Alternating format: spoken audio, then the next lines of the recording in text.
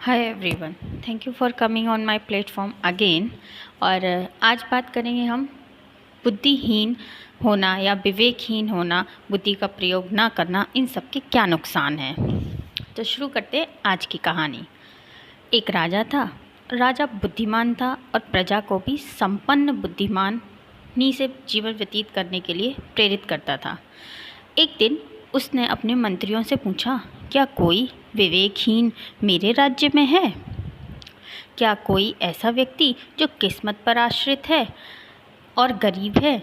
मंत्री ने कहा, हाँ महाराज, एक व्यक्ति को तो वह स्वयं ही जानता है जो अपने विवेक और बुद्धि का बिल्कुल भी प्रयोग नहीं करता। राजा ने कहा, उसे बुलाओ, उसकी किस्मत बदलने का समय आ गया है। मंत्री ने सैनिकों को आदेश दिया और व्यक्ति दरबार में हाजिर था। राजा के दरबार में यूं अचानक बुला देने से उस व्यक्ति यानी कि मान लेते हैं रामलाल को मानो दिन में तारे नजर आने लगे। राजा ने बड़े आदर के साथ उसका हालचाल पूछा और एक बड़ा तरबूज उसे भेंट करके विदा किया। वह व्यक्ति यानी रामलाल सोचने लगा, इतने बड़े राजा ने मुझे सिर्फ तरबूज दिया। रास्ते में पड़ी मंडी में उसने वो तरबूज 25 पैसे का बेच दिया और घर लौट गया। कुछ समय बीता। राजा ने मंत्री से फिर पूछा, जरा बताओ तो रामलाल के क्या हाल है, क्या कुछ बदला? मंत्री तो इसी सवाल का इंतज़ार कर रहा था। बोला, वैसे का वैसा ही है जैसे पहले था।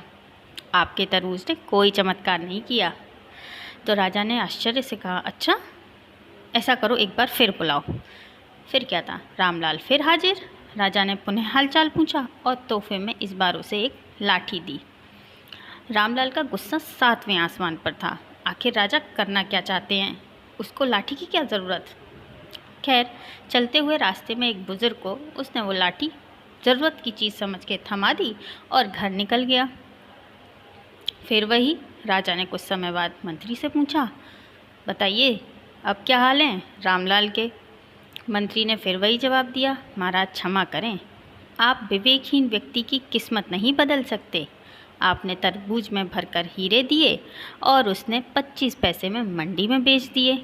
लाठी में भरकर स्वर्ण मुद्राएं दी और उसने वह स्वर्ण मुद्राओं का भी प्रयोग नहीं किया।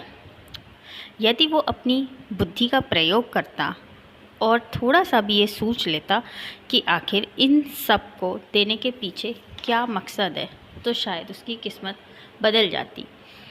तो कहने की बात ये है कि जब भी कोई अपॉर्चुनिटी या कोई भी इवेंट, कोई एक्टिविटी, कोई घटना, दुर्घटना हमारे साथ होती है, तो हमें अपना परसेप्शन बदल के उसके बारे में ज़रूर सोचना चाहिए कि आखिर ऐसा हुआ क्यों, या इसके होने के पीछे कुछ अच्छे रीज़न्स ज़रूर होते हैं।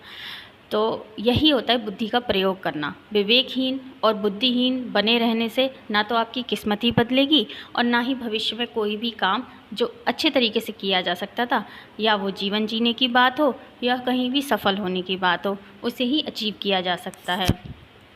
तो आज की वीडियो इतनी ही।